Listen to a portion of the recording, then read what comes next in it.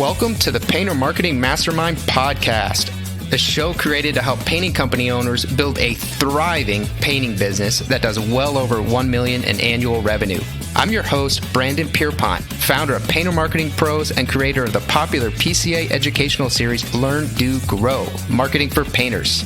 In each episode, I'll be sharing proven tips, strategies, and processes from leading experts in the industry on how they found success in their painting business. We will be interviewing owners of the most successful painting companies in North America and learning from their experiences.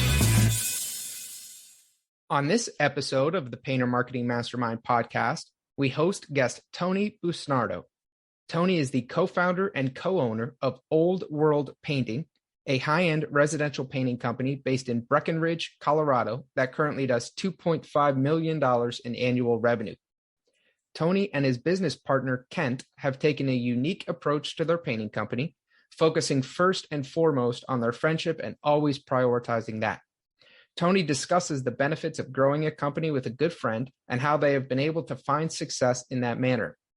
Tony also dives into the incredible importance of the 80-20 rule, and how he was able to completely revolutionize his life and his future in under 15 hours. If you want to learn more about the topics we discussed in this podcast and how you can use them to grow your painting business, visit paintermarketingpros.com/podcast for free training, as well as the ability to schedule a personalized strategy session for your painting company. Again, that URL is paintermarketingpros.com/podcast. Tony, thanks for being on the Painter Marketing Mastermind podcast, man. Super happy to be here. Yeah, so tell us a little bit about Old World Painting. What do you guys do? Where are you based? What's going on? We are painting contractors based. Our home base is Breckenridge, Colorado in Summit County, so we're in Ski Town. We currently work only in Summit County and in Chaffee County, which is about an hour away from our home base. And we actually used to work in Pitkin County as well, which would be like Aspen and some of those places, but we phased that out a couple years ago for different reasons. And we largely work on high-end homes. Average price of a home we worked on sits between, on the low end is typically around $3 million home, and Wow, all the way up to $20 million homes, somewhere in there. And we've been in business since 2002. I keep saying we because me and my best friend from college do the business together. His name's Kent. And so, I mean, that's a real brief look at things. We moved up to Breckenridge in 2002, started the company then, not as an idea of starting the company, but just as a way to be together in a place we wanted to be. So. Wow, that's great, man. Are you guys from Colorado originally? Yes. Kent grew up near Vail. Okay. And I'm a fifth generation Colorado kid on both sides of my family. So born in Denver, but my family actually immigrated to a town called Montezuma. It's a little mining town just above Breckenridge. Wow. So back in the 1870s. Yeah. Tony, have you ever tried skiing? Snow? Yes. Even in a lean year like this, no, I am outside enjoying the mountains, etc. Probably 6 to 7 days a week. Yeah, man, that's great. Where'd you go to school? We went to school in Hastings, Nebraska. It's a little private college called Hastings College. So nice. So you started it with your best friend from Hastings College. Yeah. And you guys started it because you wanted to be together and be in a place you wanted to be. What kind of drove you to Breckenridge? Are you guys ski bums, or what was the focus there? Well, we weren't necessarily ski bums. We were definitely mountain kind of people. And but what really drove us there is a super long story, but the short version of it is we had some friends that moved up here that were doing some cool things up here that we wanted to help them out with. Nice. So we just moved up to figure out a way to help them. And that's how we landed in Breck. We were going to be here for a year or two, maybe. So wow, 20 years later. Yeah, that's wild, man. And you guys are you strictly residential? Do you guys do any commercial work? We do commercial if it comes our way, but we don't seek it out too much. Okay. Yeah. It's almost all residential. We used to do a lot of new construction, but we're pretty much out of that gig now too. We quit doing all but one maybe two homes a year last year. Okay. So And then where are you guys at revenue wise, if you don't mind sharing that? What you guys do in 21? we were around 2.1 million. That's great, man. Congratulations. Okay, so Yeah. you guys are for I mean, obviously it's in a affluent area. $3 million on the low end is pretty. I haven't heard that before. You know, we've had some people from California too on this show. Yeah, well, that's kind of the market that we sit in. We do work for all sorts of people, you know, and we don't limit the size of the job either. So, you know, I looked it up recently. Last year, our average project cost about $10,000, but it's kind of a funny number because we had many jobs that we did for like 150, $200, you know. Wow. Yeah. Those are just ways of keeping in touch with clients or meeting new clients. So we don't spend any money on marketing. And so I kind of see meeting a client as a form of marketing. So I could spend, you know, a few $100 here and there and work my way up to 10 grand or something paying for marketing, or I can just work that with clients that we meet and consider that a marketing avenue. Sure. So yeah, I mean, the building relationships is huge, especially when you guys have been there for 20 years. Yeah. So you and I were speaking about something pretty interesting before we started the filming of this. And it was kind of, you said you had binged all the episodes in 3 days, which was pretty great to hear.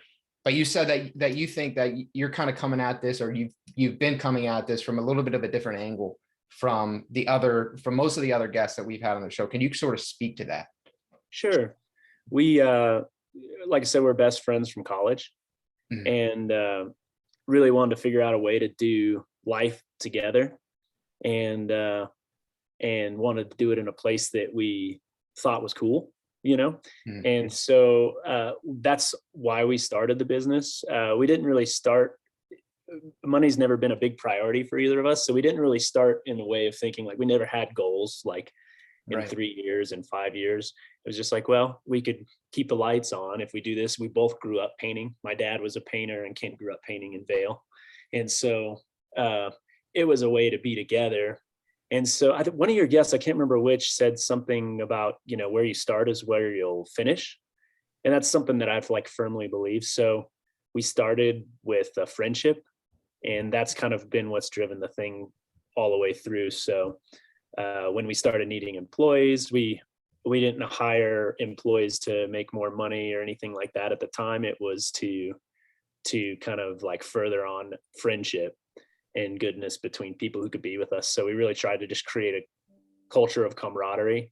And for years, if anybody said why they worked with us, they would always say, it's the camaraderie. It's like the best, funnest, you know, it's just a really fun, good environment to be a part of. Man, that's just an awesome thing to hear. You know, I think that's such a powerful why. You know, the start with why. I mean, it sounds like that why hasn't changed for you guys, hasn't evolved. It's just kind of gotten stronger, and you've just built it. That's been the idea from the start, you know. So that's where we've ended up as well. We've learned a lot of stuff along the way, but you kind of don't hear a lot of things that go like that. You know, you hear so many things about friends that start a company together and then it doesn't work out, or you know, it sours for whatever reason. And the fact that you guys have been running for 20 years, doing over 2 million, and it's just gotten stronger, that kudos to you guys.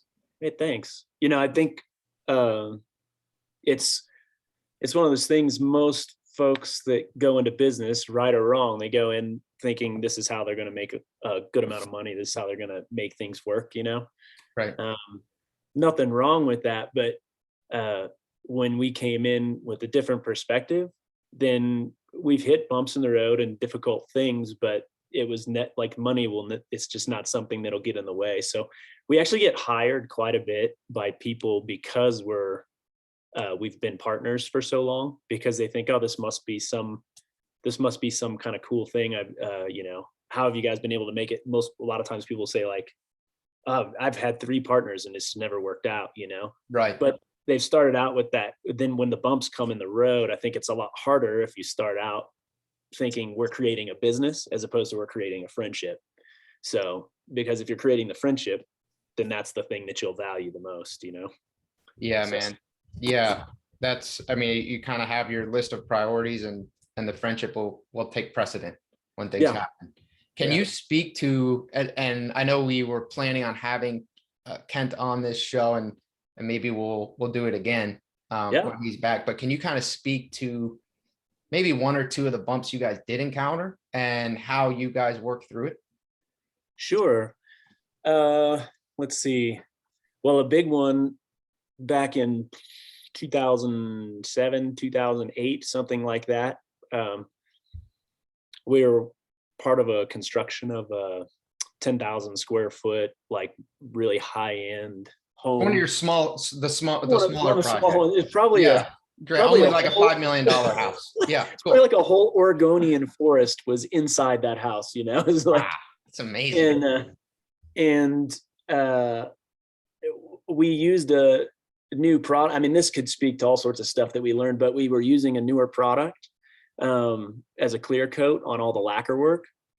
And we used to really believe in the customer is always right. So we would do whatever we could to, appease the customer, make them feel like a part of the process, etc. And we got into a scenario where there wasn't heat in the house and everything was under propane heat, which wasn't a super uncommon scenario, but we didn't like doing it, but we said we'd do it because that's what the customer needed and wanted, and so we sprayed a clear coat, a waterborne clear coat, and it was too humid in the house because of all the propane heat. We learned this later, and about a month later, this bloom started showing up like a whitish haze on some of the woodwork, and maybe 3 months later, the whole Oregonian forest was pure white. Oh, wow. Yeah. And it was a huge problem. And he and I ended up working to get that fixed. We ended up working from like November to March without a paycheck. And we just had to work. We'd do our day job painting the houses that we had. And then at night, after we put the kids to bed, from about 7 to 1 in the morning, 2 in the morning, we'd go and work at that house, remedying that problem. But all the money we were making in the day, it wasn't like it could go to anything. It was just going to pay for us to go work for free at the other place. And it was a $30,000 problem that in the end we had to swallow.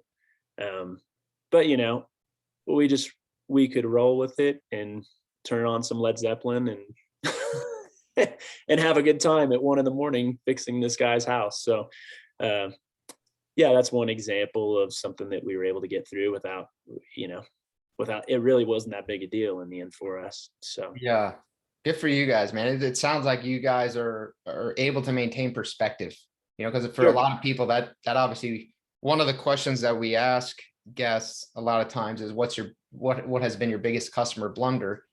And I would imagine that's probably yours. That was probably the biggest one. I could say that pretty much there's been plenty of blunders along the way, but almost all of them, the lesson learned has been when we've tried to help follow that idea of the customer being right or always right. Nowadays, I tell people, no, the customer. I don't believe in that. Nowadays we say, no, the customer is pretty much always wrong. That's why they don't know what they are doing. You're the expert. Yeah. Especially, it could be a homeowner, it could be a contractor, like a general contractor, that they're always wrong. That's why they hire us for our expertise. So now we push back much more. We don't, we have set not standards, but set protocols of things that we'll never do. We'll never work under temporary heat, for example, thanks to that job. I think that's a great point. Yeah, I think everyone needs to have these sort of standard operating procedures, SOPs, and if a project or or someone's trying to push you outside of those, ultimately you're the one on the line. You're the one who's there spending $30,000 in 6 months of your life to fix it because you did something that was outside of your standard procedure. Yeah, no, it's totally true. And it's funny. I mean, in 2007, I think is when that happened, or 8. I mean, at that time, we weren't making any money. $30,000 we lost there. And I think on that year, we probably each made, a total of $30,000 to $40,000 a piece. Wow. So it was like, that's a hit. It was a big deal, but yeah, so we don't operate under the customers. In fact, we will not say it necessarily in those words, but yeah, no, you're hiring us because we're the professionals. And so we don't even like to get into the details of process. It's just, we know what to do. And you have to improvise so much in our line of work, especially here with the kind of weather that we have. Mm-hmm. As soon as you start letting clients into all the ins and outs of how you do things, they'll find some discrepancy, right, which is really not a discrepancy, but a way that you've learned to improvise to make things work and work well. So, right. Yeah. Ultimately they're paying you for the end result. They're and the quality, they're not paying you to learn everything about how to do your job. Yeah. So do you guys, is that your tagline now? Like, do you guys have that on your vans? Customer's always wrong. I know. Yeah. I saw an electrician's van the other day that said, quality electrical work, we may show up. And I thought that was great. That's pretty funny. That probably works really well because I think so. It's cheeky. So yeah. That's hilarious because that's already a big, it's a big pain point. So they're kind of making fun of it. I love that. Yeah. Yep. So between you and Kent, have you guys, that was obviously a big blunder. You guys pulled together, good attitude, kept your perspective, kept your cool. Were you guys married at that time? Did you have families? Was there any home pressure with that? How did that? Yeah. Kent had been married for a couple of years at that point. I was not married. He got married right out of college. So let's see, he was probably married 2-3 years at that point. Yeah, 3 years. So we were both, we were kind of gallivanting everywhere, all of us. So he and his wife were traveling in Ecuador for a number of months and all over the world prior to that. And I was doing the same thing. I was in Patagonia at the time when we decided, via email, we were connecting. It's like, well, let's move up to Breckenridge. So, nice. Yeah, we were just kind of all over the place. So he was married, but probably not in the sense that people would think in terms of like creating a home or something like that. Not quite as tied down as you typically think. Yeah.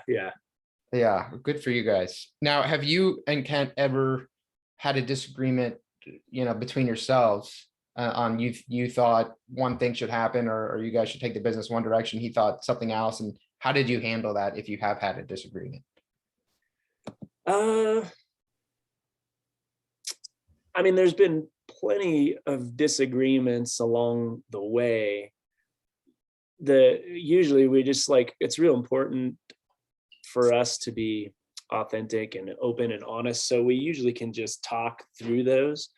Neither of us are guys that have to have our way, not at all. And neither of us feel especially competitive about anything. So usually it's like a suggestion of, oh, I have this idea. What do you think about it? And typically a little bit of talking, we tend to agree. So that's honestly, we've never had any enormous disagreements. We've had some roadblocks come up that we've got through, but as far as disagreements and things like that hasn't happened a whole lot. He and I can be pretty similar too a lot of times though. Like we have a real similar worldview, obviously kind of have to, if you're going to start a business, not to make money. Yeah. I think you do. Yeah. Most people don't start it for that reason. So you got to kind of both be aligned on that one. Have you ever found, because there are different schools of thought with a co-founder. Now, first off, are you guys 50-50 on this? We're 50-50 partners, but this always shocks people too. We don't have a written agreement for any kind of, if one of us decides to go a different way or anything like that. We just trust that we can figure that out together like we figured everything else out. Nice. So we're 50-50, we're an S Corp, but that's just the legal standing. Other than that, there's not much there. Yeah, got it. So, there's kind of one school of thought, which is it's good to find people like you, to start a company with. And I think there's a lot there, because otherwise there Yep. could be conflict, especially when your whys are not aligned, then there's going to be a big problem. But then there's sort of this other thought, you should really find people with complementary skill sets that sort of Yep. complement where you're weak. Have you guys found that you've struggled at all because maybe your worldview is too aligned? Yeah. I think we're a bit of both, you know. There are things that we complement each other really well with in terms of tasks. Uh, like I think when you were emailing me before and it was like, here's some things we might be talking about. I said one of the things you probably should be aware of is that I'm like a caveman and I cannot speak the business language. So, if you start saying things beyond like gross or net, then I'm lost, but Kent can deal with all of that.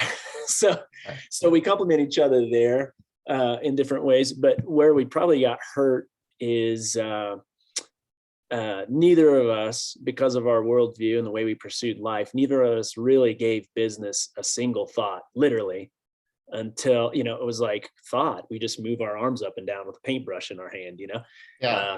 we never really gave it a thought until about 2012. So we were 10 years in, 10 years in. And at that time had like 15 employees or something. And, I would say somewhere in there, and had just never thought about business.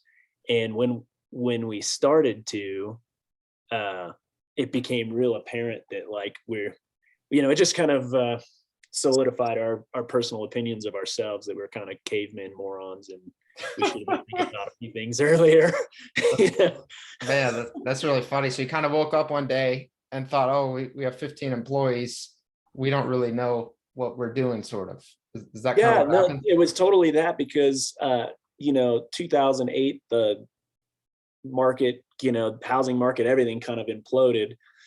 But we found ourselves in this funny spot because, like, I think it was that year was one of those years. There were like 18 homes built in Breck, which is like nothing because it can explode here, Mm-hmm. But it was 18, we painted 12, and and we found ourselves having more work than ever, but we found and more employees, but we didn't see the numbers changing. We never even really paid attention to the numbers, but all of a sudden it was like I was working a lot, which we never wanted to work a lot. If that probably sounds funny too, but we always joked around about being we're like living lives of leisure, and we're partially retired, and we're we're like 27 or something, Yeah. but Yeah. but we found ourselves, to get the work done, working a lot more with employees, having more employees, but not necessarily getting more work done. And it was like, what's going on here? I had twins born in 2010, Oh, wow. and suddenly found myself like they had an older brother, but once the twins came, it was like, wow, I'm working more than I want to, but there's like not more, we're just getting through the work, but it's not changing anything. So we decided to sit down and think about the business a little bit. First time ever, but it was like, we got to figure something out. And that came about we probably for about a year and a half, 2 years, kind of struggled through just realizing we were working more than we wanted, and it was confusing. And so finally we hit a breaking point, and I said, you know what, I'm going to sit and look at the numbers and all this. I'm going to look at our jobs and what we've been doing, and I'm just going to see if I see any patterns. And then Kent, we decided he was going to go talk to business people that lived in Breckenridge that we knew, and just ask them, like, give me some business advice. What would you advise? So sure.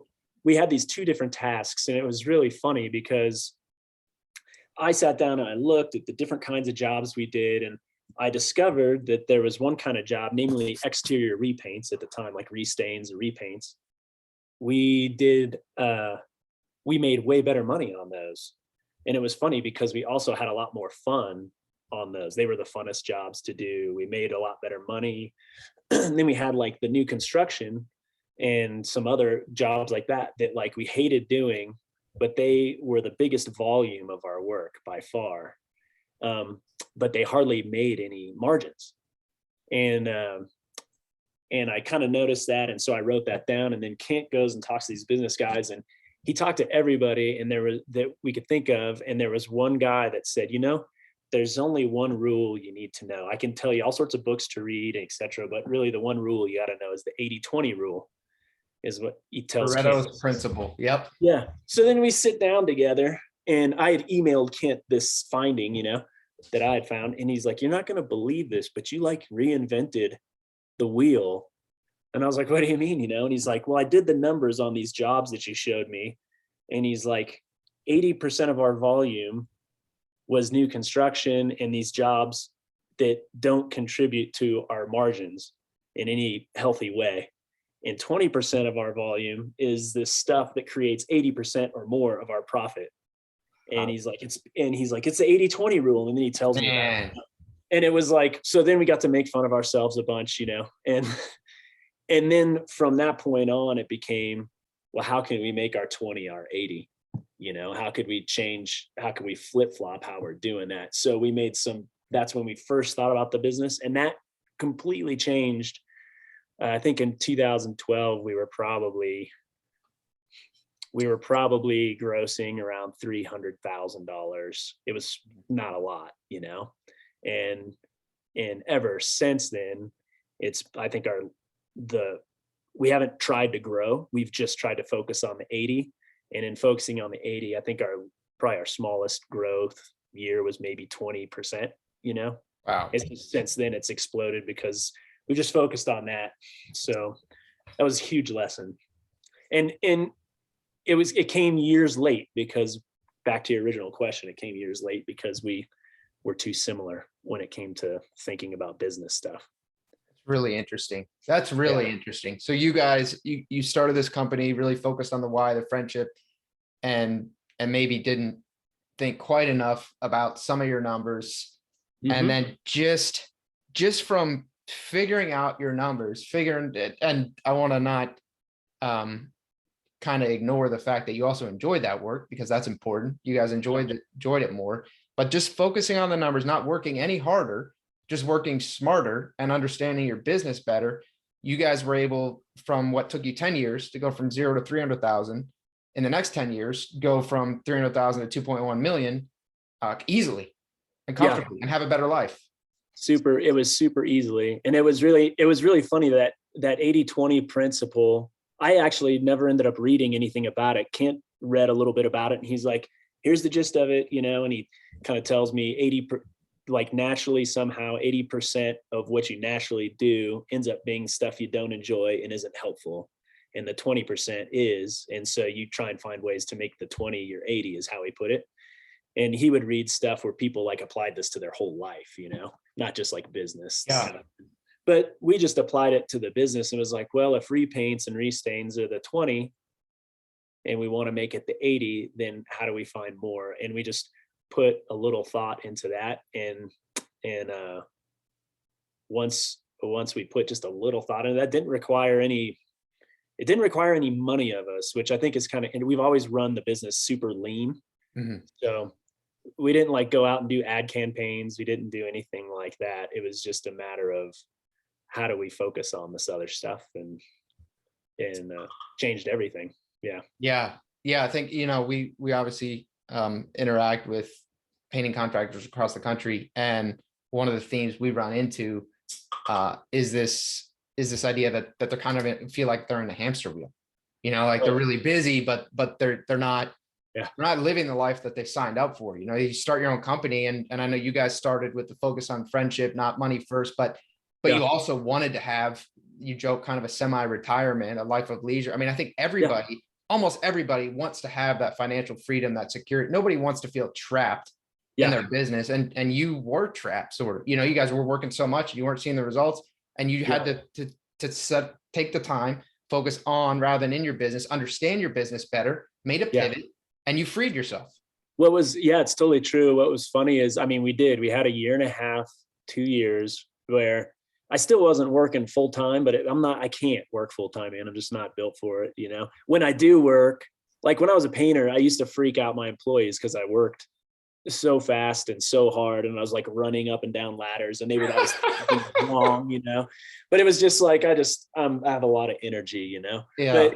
but for like 2 years, it was like, yeah, it was a lot more working than we wanted. I got mountains to climb and music to play and that kind of stuff. I didn't, Led Zeppelin's that's not going to play himself. Yeah. Right. Yeah. So we the funny thing is, it didn't really take, like, the fear was, I still remember being at a coffee shop. I sat down and I just like was looking at all this stuff, and I called Kent and I was like, this is stupid, man. I should be out there painting. You know what I mean? It was like, I should be out, but all it took was like 3 hours of my time, literally.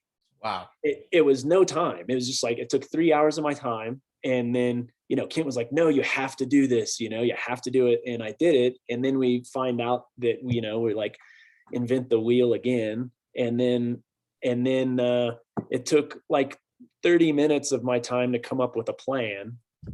And, a little bit more, it probably took less than it probably took less than 15 hours to bring our company to something that just naturally grows by 20 to 35% a year. Wow. And we weren't even doing it in terms of thinking of growth. It really was in terms of efficiency. That's all we were looking at. Because growth isn't really on our radar. Like, if you gross 10 million, but you're inefficient, then it's awful. And at 2.1, we're super lean. This year we'll do like 2.5, I think. We're not focused on growth. Great. But we'll grow, that's still a substantial amount of growth in a year, I think. And it's only because we're focused on efficiency. So it's like, how can we continue to push the 20 into the 80? And we've totally flip-flopped that. We're more like 90-10 in the positive direction, and we just kind of applied that to everything, whether it's bidding or customer relations or anything like that. How do we make it have the most bang for its buck, kind of thing, so we can be out adding good things to the world in other places besides just business. That's great, man. Yeah, good for you guys. Yeah, and I'm also glad that you brought that up, that it was unnatural. You felt like you shouldn't be doing it. You need to get back on the hamster wheel and run a little faster. Yeah. And fortunately, you did have a business partner who did have a little bit of a different perspective at that moment. Yeah. Yeah. And that came up more than once. The most beneficial thing we did in light of that information that we discovered was create a current customer proactive maintenance program. It was like, well, if we want to have more restains, repaints, what's one way we can do that? And the first thing that popped into my mind was clients always contact you too late, whether they're new clients or existing clients. Where we live, most of the homes have like a transparent or semi-transparent stain, but we're at 10,000 feet. So it just doesn't last real long, no matter how many coats you put on or whatever. The sun just burns through it, And then of course we've got a 9-month winter and all that kind of stuff. So it's just really hard on these homes. So typically people will call me when their home's like way downriver. So the first thing we realized was like, oh, we have a client base and they always call us too late. And then we're trying to fix problems that aren't always fixable or that cost more. It's just not a good thing. So we created a program where I contact the clients. I have a spreadsheet. Whenever we do a job, that just goes into spreadsheets for different years and alerts me to say like, hey, it's been 3 years and their south side probably needs some help. So I contact them and let them know. So, but all that to say, setting that up was another 8-hour venture, and the whole time I was like, this is stupid. Why am I doing this? I need to go paint, and Kent was like, no, you got to do it. You got to do it. So, you're always fighting that things need to be done kind of thing. Yeah. Things are always going to need to be done. Yeah. Especially my dad was a firefighter and painter, that's what he did for his work. Kent's dad was like a pastor and then side job stuff like whatever he could figure out on the side. We were both just like blue collar, so you come from that realm and you think like, just get it done. You got to just get it done. And so like you keep saying the hamster wheel, it's so easy to be on that. So Yeah. Well, yeah, good. Yeah. It's good that, you guys were able to kind of work that out as partners, yeah. and have the different perspective there. So you had mentioned something pretty interesting that you guys, I mean, obviously some of your average ticket value tends to be pretty high. You're working on pretty nice homes, but you had Yeah. said you'll do a variety of jobs for a couple $100, and you view that as sort of your marketing or relationship building. Can you speak a little bit more to that? Sure. I mean, I know like a lot of the other I talk a lot with painters up here, and a lot of them know like, oh, I don't touch something if it's less than, and they've got some number, $2,000 or Mhm. whatever. But it's like a direct contact with a future client. If you're going to do a job that's $200, I have some provisions on that. Like if somebody calls me and they're like the client that says like, oh, I couldn't reach this window, it's like, well, that's not worth your time, because they're not going to be a future client. They're doing stuff on their own. Mhm. I'm not looking, that's not going to help me or really them in the long run. It doesn't create a relationship. So, but if I get somebody who says, oh, I just, we had a pipe burst, and that happens all the time up here, and in my laundry room, and I need this patch done. And, I go and look, and it's like, oh, I mean, it's a handful of hours of work. It's like 3 hours of work. I can charge them $300 or whatever, Mhm. $400, like I will totally do that, because they can't find anybody that'll do that. Nobody will come and do that. Painter, handyman, nobody, and if they do find somebody, they're just not going to be like a real reliable person, or like Mhm. a real, it's not going to be a real relationship. It's just like a struggle for them. So I can show up and have somebody go do that, and then they'll call me in the future, plus Yeah. I'll have them in my system. So every time, I'll have them in my system, I'll look at the exterior of their house, and I'll contact them, however many 4 years or whatever it is down the road, when I looked at the exterior and I was walking in, and be like, hey, it's probably time to look at your exterior. Would you like me to take a look? Or Yeah. when I'm there, I'll say, hey, have you checked your windowsills lately? Most of the homes are lacquered and stained up here. So it's like, those windowsills break down under our UV uh, from the sun. And Mhm. because we get condensation, because it's so cold outside, and then you got a heat transfer inside. Like this morning, it was 27 below. So, Wow. um, yeah, so there was just like layers of ice on my windows, that messes. So I'll say like, hey, I'm here to do that patch. You want me to check out your windowsills? People miss this. I could do every one of them for a few $100, or if it's too late and you're like trying to play catch up, it might cost you 8,000. So, you create a relationship where you're taking care of them and letting them know you're like trying to proactively be something. So it's a good way to connect with people. I think it's a super smart investment, Yeah. to do Yeah. $300. Yeah. Yeah, I agree. I mean, ultimately people need to know, like, and trust you to Yeah. really want to do business with you. And like you said, your competitors, if you will, not really, you don't really care about those jobs themselves, but the only people who are really willing to do that are kind of for, people who are sort of desperate, like people who Oh just yeah. really need $300, and they don't really have a business that's really going to be able to add substantial value to that customer. The fact that Yeah. you don't need that money doesn't really matter to you. But you were willing to help them out in a pinch, so they didn't have to hire some random person who just needs $300. Yeah. Now they love you. Now, if you come in and even if you quote 20% higher, they're still probably going to hire you down the line. No, it's totally the case. It's completely true. And we are fortunate enough. We run a lot of guys. And so I have a lot at my disposal, Mhm. to make that sort of thing happen where it's not an interruption. Right. And then because Kent and I have set up our scenario for what we do for the business really efficiently, most weeks are working 20 to 25 hours a week, maybe. And so I could always go do it if I need to. It's really rare that I do any paint work or anything, but it's Mhm. not, I love doing paint work. I've been doing it since I was 12, it's fine.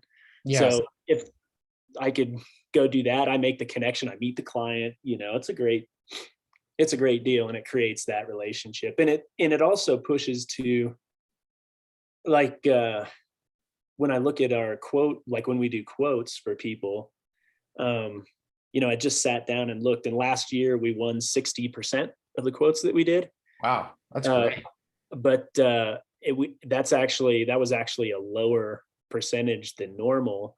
And we hired recently a good friend to do most of our estimating now. So we just got one estimator. He and I shared it last year. We both did it part-time, made about 60%, but then he was teasing me because he said, yeah, I saw that 60%, but I'm over 70, so, but all of that is because, I can do some shotgun thing and try and hone it down a little bit, like on, any of those things out, the Home Advisor or something like that, but the percentage, I don't like it. Like, it's just going to have me going, I want to win minimum 60% of the bids that we do. Yeah. And right now we're pushing more like 70. And that's where I want to be sitting. Ideally I'd like to be up at like 80 or 90%. I don't think that's too far out of the question either, just as long as we build that rapport. So yeah, that's amazing. Yeah, the pay-per lead services tend to be a scramble, and those leads tend not to be quite as good. Yeah. So I want to, we have been emailing a little bit about your employee model, and you guys had done some pretty interesting things in terms of benefits and a whole lot of benefits that you seem to offer that were a little unusual. And then you guys recently made a switch. Are you open to speaking about that transition and kind of how that whole thing played out? Yeah, 100%. Let's see, by 2005, we had a handful of employees, probably 6-7 employees or something like that. So 3 years in. And we just started thinking about how can we care for these guys, not just in terms of being friends and creating like that whole scenario that Kent and I had and kind of furthering that, which we did a lot of, but how can we also care for these guys in other ways? And so we started looking into employee benefits. So maybe sometime in 2005 or 6, the first benefit that we put on was healthcare. So we started a group plan back then, and like I said, we never thought about the business itself. So that wasn't a business decision. So we actually didn't look to see if we had the money to do that. It turned out we did, That's good. That worked out. Yeah. We had the money to do it. It meant, probably just meant we had no profits or whatever, but we never looked at those either. So, you guys have a guiding light, Tony. Yeah. Yeah. So we created a healthcare group plan for everybody. And then we started doing profit sharing. That was a journey. At first we would profit share per job. Real quick, we realized that wasn't a good idea because though we didn't think about the business, we did track how we did on each job. And so if you profit shared on a good job, then the next job maybe didn't go so well. And it would have been nice to have that money to help cover it to some degree. So we started profit sharing on every trimester. We would sit down and be like, okay, where are we sitting? And we'd give a profit share. What else did we used to do? We started doing paid time off, and we had a system, they worked so many hours, kind of the normal kind of thing you'd have on some other job, paid time off. We gave guys really flexible hours because it was always important to Kent and I, like the most important thing was getting to do the things that we like to do here in Breckenridge, like skiing and climbing mountains and all that kind of stuff, and traveling too, lots of trips. So it wasn't like we told guys you have to work 40 hours a week, you have to be here. It's just like, you can basically take off whenever you want as long as you let me know.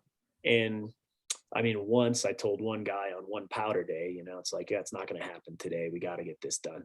But otherwise we had enough guys, we can make it work. To be a part of the benefits, you had to work 30 hours roughly in the summer. So and then you had to be a full-time or not full-time, but round the year employee, but we never had full-time work for those years in the winter either. So we did that. We started adding Affleck as well, which is like a supplemental gig. All of that was always kind of changing a little bit depending on the crew and the season that we were in and that kind of stuff. But we changed the model completely last year at the end of 2020. We sat the guys down and said, we think it's going to be better to move to a subcontractor model. We had been a hybrid. We had already some subcontractors that we started using. First one was about 9 years ago, mainly because we couldn't keep up with the volume that was coming our way. By hiring, it was just too intense. The training was too intensive, and the kind of work we do is so dangerous in terms of detail and client. You guys are playing at a high level with high value clients. You just can't, so it's like to train somebody really, they've got to be working for you for a year minimum, and to other, it was a real endeavor to train people, but the way the volume was coming, we couldn't keep up. But I knew of some crews that did really good work, and I knew that I could train them all the more if they needed it, and they were good guys and good crews. So I just talked directly to them and said, what if I got you, the majority of your work, and you didn't have to think about all the other stuff, but doing the work right? They loved that idea. Sure. So we had some subcontractors starting about 9 years ago. And we just, as we, were paying attention to the business, it was like, it was becoming apparent that the subcontractors were really thriving. They were making unbelievable money, but they didn't have any of the stress that comes, or any of the confusion or distraction that comes with being a business owner. Because, I took care of finding the clients, figuring out the colors, dealing with the clients. They just showed up and did a good job. Yeah. So they got to be focused.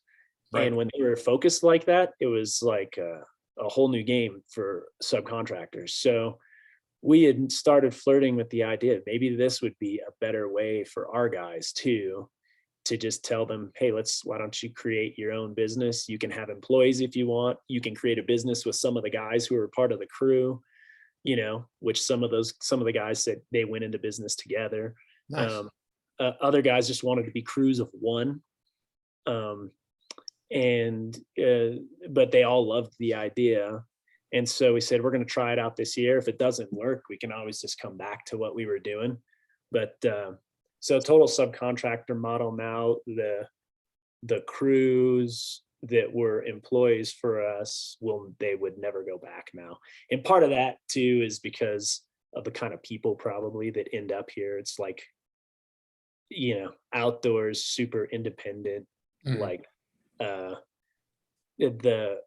that kind of stuff at 20 some years in started to get a little exhausting for Kent and I to like manage the interpersonal stuff with the guys. Like we could always have a really great time outside of work, but they were starting to get at each other's throats a little bit in work because they all wanted it their way.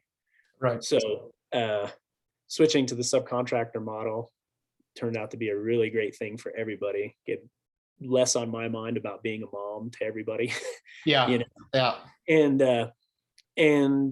it was really shocking. One of the first conversations I had to have with each guy, just because it was so curious to me, was these guys are all like really, really good painters. We trained them from the ground up, and I've forgotten more than I know about painting. I've been doing it for so long, and these guys all took to it really well and were really amazing painters.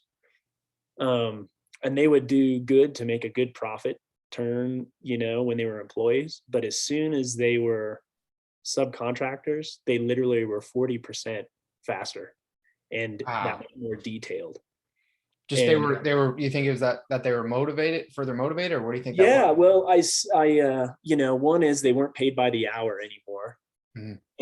But when I sat down and talked to them, I was like, what's going on? Like we used to have 3 guys on a 6,000 square foot home, and we'd finish it, in 3-4 days. And I was like, now I got 1 guy on that same home and he's finishing it in 5. Like, what's the, what gives, And they all had the same answer. They're like, something really changed when I actually own it. It really changed everything for them to be the actual owner. I mean, and it's not like we're 1099ing them. They're true subs. They have all their own stuff. They find work on their own as well, you know. But it really changed for them to own the business, and all those benefits we used to give, I was really glad to give those, but they just kind of became entitlements for those guys. Maybe they appreciated it in the beginning, but then not as much kind of as time Yeah, went on. and it just kind of became an entitlement thing, and then Kent and I are too nice, so we just kind of rolled with it, you know. Yeah. Uh, You seem pretty cutthroat, Tony. yeah, I bet I do. Yeah, so but they, you know, I had guys going from making 50K as an employee and having those benefits, which were really nice to them, to one guy last year just by himself, no employees, working, didn't even work full time, you know, made 127 grand. Man, So that's awesome. yeah, so obviously a better scenario for him. Yeah. So it really reinforced the idea of creating, like, what's the best scenario for our company to create ownership for people. Sure. And yeah, so Yeah, I mean, that's really what that journey was. yeah, it sounds like you really enabled a lot of people by doing this, and kind of setting them up for success too. You know, it sounds like you guys sort of helped them get set up, what they need to do, and you know, sat down, talked with them one-on-one, and guided them through the process. Yeah, totally. We did. We literally sat down and said, here's how you create your company. Here's what you need to do. Here's what we recommend. Here's what to write off. Here's how to write it off. Like, we really held their hands through the whole process. And it really was, there was benefits for us in terms of, like I said, I'm not babysitting the interpersonal stuff anymore. That was the main benefit for me. Yeah. Man, because it was getting so exhausting. But I was more counselor than boss, you know, and it, which was fine, except it just was starting to get exhausting. But we held their hands, you know, all the way through the whole process. They were a little shaky at first because they didn't trust it. It was hard for them to trust it, you know. They thought maybe it's a big change. Yeah, but as soon as they started turning jobs, it really changed quickly for them. They thought this is the coolest thing. So most of them, you know, say, like, you know, thanks for changing everything for us. It's been great. That's great. And I think it's important for anyone who's listening, who's, you know, thinking about making this kind of switch. It sounds like you really need to be willing to recognize the fact that there will be uncertainty, there will be fear from your employees, and you have to guide them through that for this to work. You can't just say, hey, you're going to own your own company now. Okay, go ahead, and expect to see this kind of result. Yeah, well, exactly. And I mean, especially so for us, because like I said, the whole thing was about friendship. So these guys were friends, you know, and it's like we have every good intention towards them and want the very best that they could have, you know. When they were employees, one of the main goals, it's really hard to own a home here, you know, and so we would try to figure out ways to help guys get homes, and we would do loans, interest-free loans to guys, and all sorts of stuff like that to help them get in. So we helped quite a few guys get into homes, you know. But this, I don't know why it would be hard. I mean, they only started around $5 million. Yeah, right. Yeah.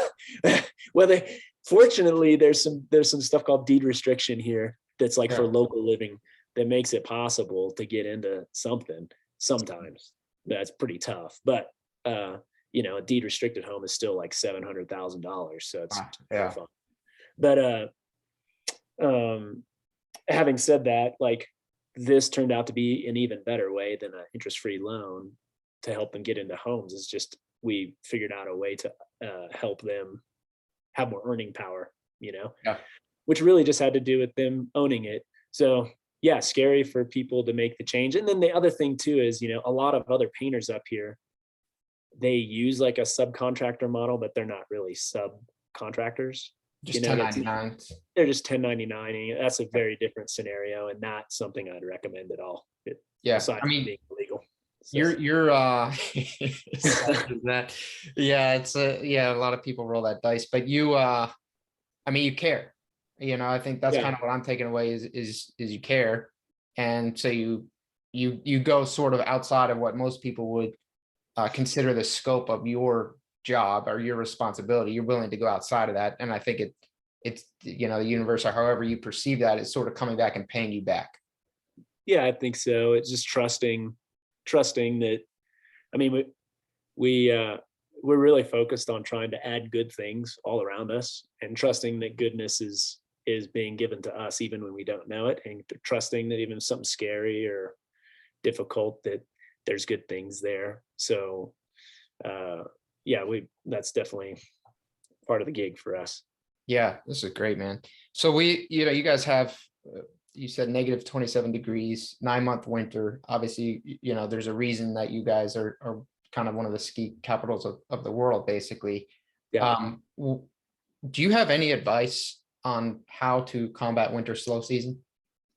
Yeah. Well, so just how I just said that guys that are here tend to be pretty independent. I think that makes a little bit different scenario than some guys might experience, like you know, if you live down in Denver or some place with much milder weather, because people are used to seasonal realities here. They might be like a ski instructor in the winter, and in the summer you're a landscaper, or you know, there's a lot of like seasonal realities, and that's just how it is. So we have it a little easier in terms of that, because if guys want to, there's plenty of ways to figure out something else in the winter. And we definitely have had that scenario in the past. But the other thing is increasing the guy's earning power in any way that you can when you're really making hay.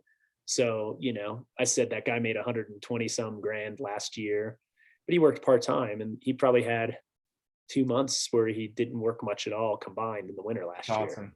You know what I mean? So you increase that earning power, and the kind of people that are up here most typically are like, oh, sweet, I'm going skiing today instead of painting. You know what I mean? Yeah, they value that freedom. Yeah, so that helps. But then you do still want work, and you still want to keep the relationship going with your clients and with your guys that are doing the work for you. So I basically just contact all of our clients every year with a couple maintenance realities that, you know, like the windowsill thing I mentioned. Yep.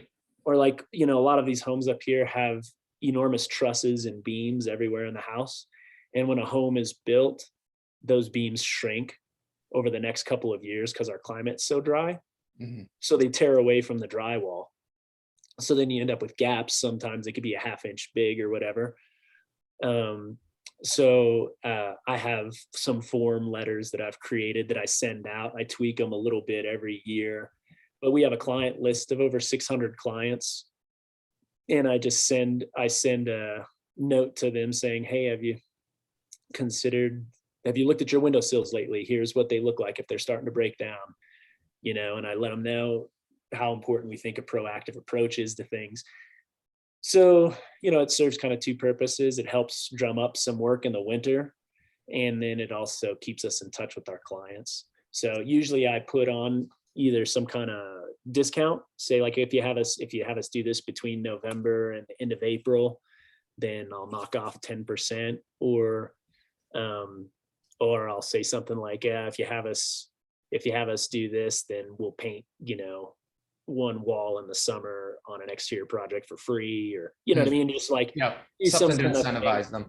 Yeah. So that usually gets us a decent amount of work. And then I always, if somebody ever has interior work, I always offer a discount to do it in the winter. So nice. If they call me in June and they're like, yeah, and I was like, well, if you can wait, I'll knock off, you know, 5% or whatever it is, which doesn't sound like much, except, you know, we're currently doing an $80,000, almost $90,000 interior. That's a lot. Project. 5% is a healthy chunk of change, you know? So yeah, people will wait often for that sort of stuff. Yeah. And I think, you know, you're obviously being really proactive in the marketing world. We call it, I think it's a ridiculously complex phrase, but we call it database reactivation, which essentially just means reaching out to your past customers and kind of you're remaining top of mind. And I think it's also important to note, you understand your region very well. You understand how the houses there very well, what can happen. And so not only are you creating work and not just BS work. You're creating actually work that's actually helping people. You're also further positioning yourself as the expert, because how many other painting company owners are saying, hey, did you know that this is going to happen with the trusses? And have you checked this? And I mean, you are the guy now. Yeah. Yeah, no, totally. That's exactly right. And it's funny you mentioned proactivity, because when we came up on that 2080 principle, it was like, oh, whatever we can do to be proactive about anything that makes sense. And so our company, if I were to say like there's one practical, like day in, day out aim, it's like, how can we make things proactive? As soon as we find out, whenever we're reactive, it's awful. That's like the worst place. Reactive is problems. You get caught flat-footed. Yeah, and it's just like then you're putting out fires, So it's like that's why we got out of new construction. It was a long process. We've been wanting to get out for 7 years, but we were too nervous to do it because of the volume. We were like, well, we'll lose so much volume. We've just been slowly switching that volume to the repaints and thinking, once we get to a certain point, maybe then we could pull the trigger. And we just never felt like we were getting to that point. Last year was like, look, we're about proactivity. The new construction is the most reactive business in the world. Like new construction and the presidency, those are like, who wants to do either of those? So, we got out of it just because it was the most reactive business. Is terrible. And you're at the mercy of everybody else's reactivity. And as a painter, you're at the far end of that mercy. Gotta go fix it every time there's an issue. You gotta go fix it again. The schedule's late, everything. The plumber didn't show up for 2 months.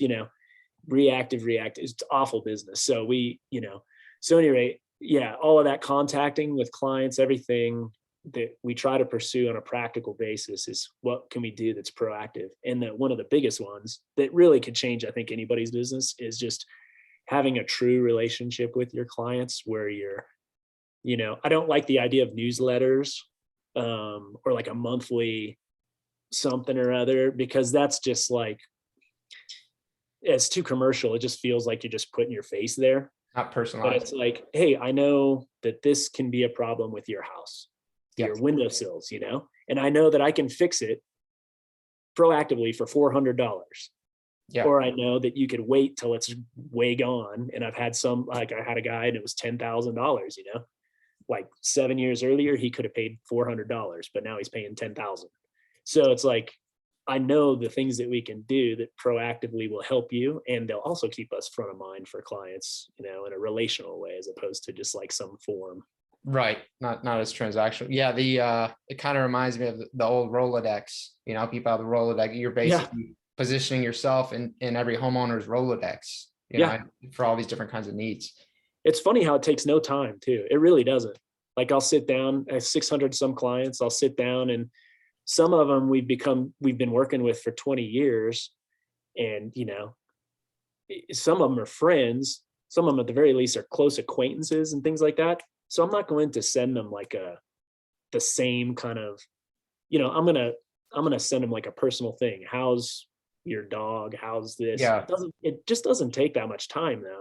Tony, do you have any advice you would give to other painting company owners? I know that it's kind of a big question, but anything you want to say?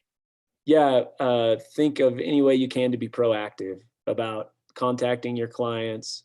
Think about how you can do it in a lean manner. I don't think that you need to spend much money, if any, on it.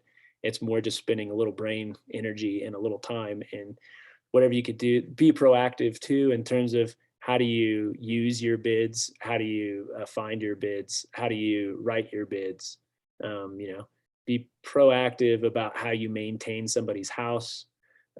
Anything you can do to be proactive and not reactive. And then that 80-20 principle, is such a good tool. Like, take the stuff that's your most profitable and turn that into your 80. Cause it's weird, but it's the most enjoyable stuff, not because it's profitable. It just happens to coincide with it. Because it was always most enjoyable for us, even when we didn't know it was more profitable, So use that. That's just another proactivity thing. And then if you can do it with a friend and you can choose that over the business, then I think you can really thrive. I think it is excellent advice. I appreciate you sharing all of that.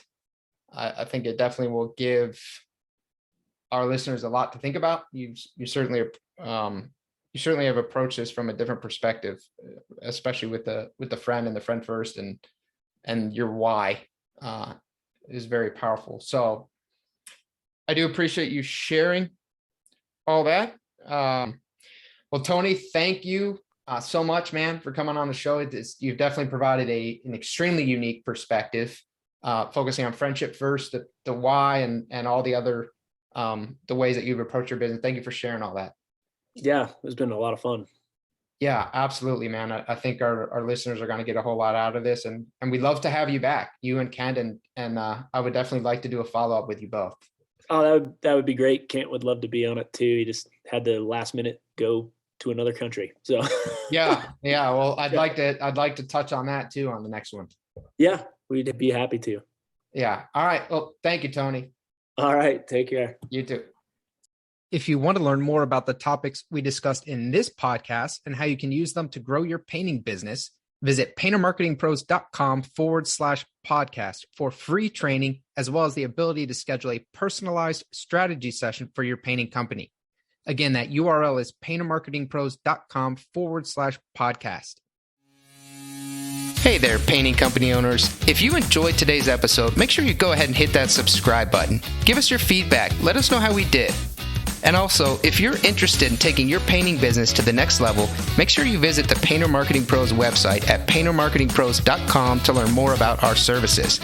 You can also reach out to me directly by emailing me at brandon@paintermarketingpros.com, and I can give you personalized advice on growing your painting business. Until next time, keep growing.